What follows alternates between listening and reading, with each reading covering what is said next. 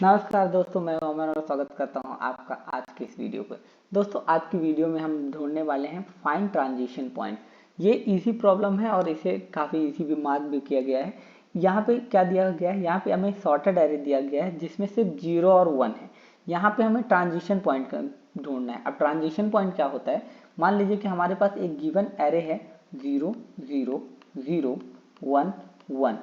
ये हमारे पास given array है। अब इसमें ट्रांजिशन पॉइंट किसे कहा जाएगा, जैसे ही हमारा 0 की जगह 1, जहां से हमारा 1 स्टार्ट होता है, क्योंकि ये सॉर्टेड एरे है तो जो हमारे 0 दिए हुए होंगे वो 0 1 से पहले होंगे और जो हमारे 1 दिए हुए होंगे वो 0 के बाद होंगे।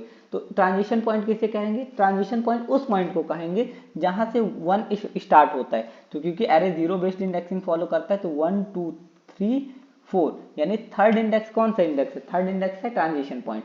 ये प्रॉब्लम भले ही आपको बहुत ही इजी दिख रही हो, यहाँ पे हम ये सोच रहे हैं कि हम इसे एक फॉर लूप लगाएंगे और फॉर लूप में ट्रैवर्स करते जाएंगे और जैसे ही पहली बार 1 मिलेगा तो उसी पॉइंट को हम रिटर्न कर देंगे कि ये हमारा आंसर है। बट एक्चुअली यहाँ पे कैच क्या है कि यहाँ पे हमारे जो टाइम कॉम्प्लेक्सिटी दी गई है वो है ऑर्डर ऑफ लॉग एन। यानी जो ये गिवन आंसर है इसे हमें ऑर्डर ऑफ लॉग एन में ढूंढ के लाना है। और अगर हम फॉर लूप लगाते हैं स्टार्टिंग से एंड तक तो ये हमें देगा ऑर्डर ऑफ एन में, जो कि काफ़ी बड़ी है किससे, लॉग एन से। तो इसलिए हम इसे फॉर लूप की हेल्प से ना करके इसे हम नई अप्रोच से करेंगे जो कि बहुत ही इजीली सॉल्व हो जाने वाली है। अब मैं आपको बता दूं कि उस अप्रोच का नाम है बाइनरी सर्च। एक्चुअली दो तरीके की सर्च होती है, पहली होती है लीनियर सर्च और दूसरी होती है बाइनरी सर्च। लीनियर सर्च की टाइम कॉम्प्लेक्सिटी होती है ऑर्डर ऑफ एन और जो बाइनरी सर्च की टाइम कॉम्प्लेक्सिटी होती है वो होती है ऑर्डर ऑफ लॉग एन।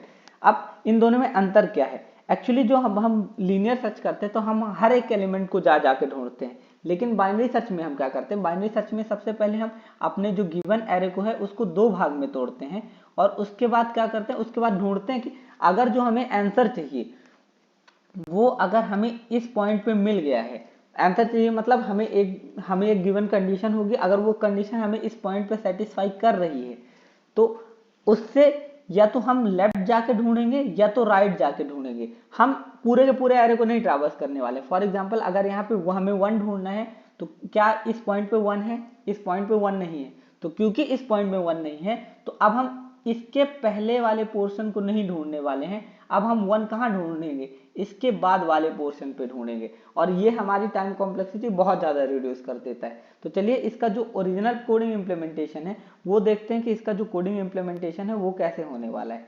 तो सबसे पहले हम क्या करेंगे, सबसे पहले हम वेरिएबल्स बनाएंगे, जो दो वेरिएबल्स होंगे स्टार्ट और एंड नाम के।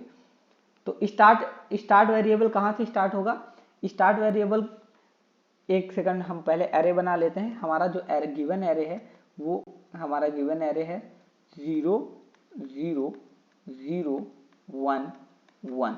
अब हमने क्या कहा, हमने कहा कि एक स्टार्ट नाम का वेरिएबल बना लो। स्टार्ट नाम का वेरिएबल क्या क्या होगा, 0, और जो हमारा एंड नाम का वेरिएबल होगा वो कितना होगा, जितना साइज है -1। इसकी साइज कितनी है, इसकी साइज है 5। 5 - 1 = 4। अगर हम इंडेक्सिंग की बात करें तो इसकी इंडेक्सिंग आएगी 0, फर्स्ट वाले की 1 2 3 4। यानी ओवरऑल हम क्या ले रहे हैं, ओवरऑल हम स्टार्टिंग इंडेक्स ले रहे हैं और एंडिंग इंडेक्स ले रहे हैं।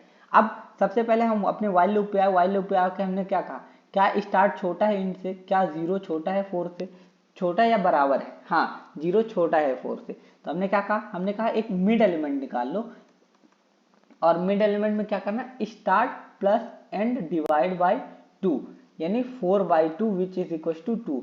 वैसे अगर यहाँ पे 4 की जगह 5 भी होता तो भी इसका आंसर 2 ही आता। इसका रीजन ये है कि ये C++ है और यहाँ पे जब हम नॉर्मल डिवाइड करते हैं तो नॉर्मल डिवाइड करने में जो भी पॉइंट के बाद वाली वैल्यूज आती हैं उनको कंसीडर नहीं किया जाता, सिर्फ मेन वैल्यूज को कंसीडर किया जाता है जो भी मेन वैल्यूज में आती हैं। तो इस यहाँ पे जो हमारा मिड एलिमेंट हो गया वो हो गया कितना, वो हो गया 2। अब हमने क्या कहा कि हमने कहा कि एरे के सेकंड इंडेक्स पे चेक करो क्या उसकी वैल्यू 1 है। तो एरे के सेकंड इंडेक्स पे आए, क्या इसकी वैल्यू 1 है, जी नहीं, एरे के सेकंड की इंडेक्स की वैल्यू कितनी है, 0 है। तो हमने क्या कहा, हमने कहा डायरेक्टली कहाँ आ जाओ, एल्स पार्ट में, और जो हमारा स्टार्टिंग इंडेक्स है उसको मिड +1 कर देना। यानी जो हमारा इंडेक्स, स्टार्टिंग इंडेक्स जो हमारा 0 पे था अब वो कहाँ पे आ जाएगा, वो मिड प्लस वन, मिड कितना था हमारा 2 था, 2 + 1 = 3, यानी वो 3 पे आ जाएगा। तो जो हमारा नया स्टार्ट हो जाएगा वो हो जाएगा कितना, वो हो जाएगा 3। अब हमने क्या कहा, हमने कहा क्या स्टार्ट एंड से छोटा है, स्टार्ट हमारा कितना है 3 है, क्या स्टार्ट एंड से छोटा या बराबर है, हाँ स्टार्ट एंड से छोटा या बराबर है। तो अब हमने क्या कहा, चेक करो कि जो एरे के मिड में जो एलिमेंट पड़ा हुआ है क्या 1 के बराबर है। मिड हमारा, सबसे पहले हम मिड निकाल लेंगे, मिड निकालने के लिए क्या करेंगे, start plus mid is equal to start plus end by 2 यानी 7/2। और मैंने पहले ही बताया था कि 3.5 आंसर आएगा, लेकिन क्योंकि ये इंटीजर C++ है तो इसका आंसर सिर्फ 3 आएगा। तो अब हम चेक करेंगे क्या एरे के थर्ड इंडेक्स पे 1 पड़ा हुआ है। जी हाँ, एरे के थर्ड इंडेक्स पे कौन सी वैल्यू पड़ी हुई है 1। तो अब हमने क्या कहा, एक आंसर नाम का वेरिएबल में मिड सेव कर लो। आंसर नाम का वेरिएबल में इनिशियली -1 से पड़ा रहेगा, अगर हमें वैल्यूज मिलेंगे तो हम अपडेट करेंगे वरना नहीं करेंगे। तो अब इस आंसर नाम के वेरिएबल में क्या सेव करना है, मिड। मिड की वैल्यू कितनी थी 3 थी, तो हमने आंसर नाम के वेरिएबल में मिड सेव कर लिया। और हमने क्या कहा, इंड को -1 कर दो, इंड को मिड -1 कर दो। अब जो हमारा इंडिंग वेरिएबल था जो पहले 4 था उस पर क्या करना है, मिड -1, मिड हमारा कितना है 3, 3 - 1 is equal to 3 - 1 is equal to 2, यानी जो हमारा इंड है वो कितना आ गया, वो आ गया 2। अब हमने क्या कहा, हमने कहा क्या स्टार्ट छोटा या बराबर है इंड से, तो क्या 3 छोटा या बराबर है किससे, 2 से। जी नहीं, इस बार इंड छोटा या बराबर नहीं है, तो हमने क्या कहा, इस वाइल लूप से टर्मिनेट हो जाओ। और जैसे ही ये वाइल लूप से टर्मिनेट हो जाएगा, जो हमारा आंसर निकल के आया है वो हम फाइनली रिटर्न कर देंगे। और इसका हमें हमारा आंसर है 3, यानी जो हमारा थर्ड इंडेक्स है वहां से हमारा 1 स्टार्ट हुआ है। अब ये बहुत ही सरल कोडिंग इंप्लीमेंटेशन है, क्योंकि इसकी टाइम कॉम्प्लेक्सिटी कितनी होगी, ऑर्डर ऑफ log n, यानी जितने भी एलिमेंट दिए होंगे उसमें से सिर्फ log n टाइम्स हम जाके सर्च करने वाले हैं, उस और इससे ज़्यादा नहीं होने वाला। अब दूसरा एग्जांपल ले लेते हैं, एक एग्जांपल 0 0 0 0। अब यहाँ पे 4 0 हैं, अब यहाँ पे स्टार्टिंग इंडेक्स कितना होगा 0 और एंडिंग इंडेक्स होगा 3। तो सबसे पहले हम मिड निकालेंगे, 3 + 0/2 यानी फर्स्ट इंडेक्स, मिड इंडेक्स आएगा 3 + 0/2 विच इज इक्वल टू 3/2, जिसकी वैल्यू हो जाएगी 1। अब हम यहाँ चेक करें क्या AR ऑफ 0 पे, सॉरी 1 पे 1 पड़ा हुआ है, तो क्योंकि यहाँ पे 0 पड़ा हुआ है तो क्या करेंगे, स्टार्ट को मिड +1 कर देंगे, मिड +1 यानी 2। तो अब जो हमारा नया स्टार्ट है वो कहाँ आ गया, वो आ गया हमारा सेकंड इंडेक्स पे। अब हमने क्या कहा, वापस से मिड निकालो, यानी 2 + 3/2 यानी 5/2 यानी 2। अब हमने कहा क्या एरे के सेकंड इंडेक्स पे 1 पड़ा हुआ है, जी नहीं, एरे के सेकंड इंडेक्स में 1 नहीं पड़ा हुआ था। तो हमने क्या कहा, स्टार्ट को और आगे बढ़ाओ, यानी स्टार्ट को मिड +1 कर दो, मिड +1 यानी स्टार्ट अब वापस से 3 पे आ गया। अब हमने क्या कहा, हमने कहा कि नया मिड चेक करो, नया मिड ये क्या है 3 + 3/2 which is equal to 6/2 which is equal to 3, यानी नया मिड जो हमारा कितना है 3 है। अब हमने क्या कहा, क्या थर्ड इंडेक्स में 1 पड़ा हुआ है, नहीं थर्ड इंडेक्स में 1 नहीं पड़ा हुआ, तो जो हमारा नया स्टार्ट हो जाएगा वो हो जाएगा 4।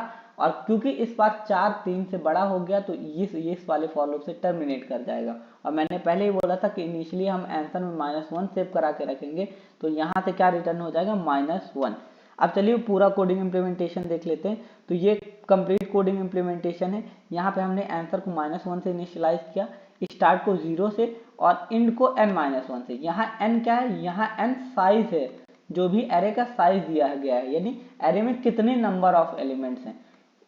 साइज का मतलब क्या होता है, कितने नंबर ऑफ एलिमेंट्स हैं। अब हमने क्या कहा, जब तक स्टार्ट छोटा है या बराबर है इंड से तब तक चलाना है। सबसे पहले मिड निकालेंगे, मिड निकालने के बाद चेक करेंगे, अगर वैल्यू 1 के बराबर होगी तो आंसर में सेव कराएंगे और क्या करेंगे, जो लास्ट इंडेक्स है उसे माइनस कर देंगे, यानी आखिरी साइड से इंड को आगे लाएंगे। और अगर नहीं मिलता है, अगर गिवन इंडेक्स में 1 नहीं मिलता है तो क्या करेंगे, उस कंडीशन में हम स्टार्ट को आगे बढ़ाने वाले हैं। अगर 1 मिलता है तो इंड आगे आएगा, और अगर 1 नहीं मिलता है यानी 0 मिलता है तो स्टार्ट आगे आएगा। और इस तरीके से करके जैसे ही स्टार्ट और इंड आपस में क्या करेंगे, क्रॉस कर जाएंगे, उस वाली कंडीशन में हम इस वाइल लूप से बाहर आ जाएंगे और हम आंसर रिटर्न कर देंगे। अब इसकी टाइम कॉम्प्लेक्सिटी कितनी है, जितनी हमें क्वेश्चन में दी गई थी हमने उतने में ही सॉल्व कर लिया है। क्वेश्चन में हमारी कितनी दी गई थी, ऑर्डर ऑफ लॉग एन, और हमने लॉग एन टाइम में सेव कर लिया है। और स्पेस कॉम्प्लेक्सिटी कितनी है, ऑर्डर ऑफ 1 हमारे क्वेश्चन में दी गई थी और हमने इसे एग्जैक्टली ऑर्डर ऑफ 1 में ही किया है। यहाँ पे देखिए हमने सिर्फ 3 एक्स्ट्रा वेरिएबल्स लिए हैं और एक्स्ट्रा वेरिएबल्स 4 यहाँ पे मिड भी लिया गया है, और ये सब कांस्टेंट स्पेस कैरी करते हैं और कांस्टेंट स्पेस की वैल्यू होती है ऑर्डर ऑफ 1, यानी जो हमारी स्पेस कॉम्प्लेक्सिटी है वो है ऑर्डर ऑफ 1 और जो हमारी टाइम कॉम्प्लेक्सिटी है वो है ऑर्डर ऑफ लॉग एन। अगर आपको यह हमारा एक्सप्लेनेशन अच्छा लगा हो तो कृपया लाइक सब्सक्राइब शेयर करना ना भूलें। हम ऐसे ही और अच्छे अच्छे कंटेंट्स आगे लाते रहेंगे। धन्यवाद।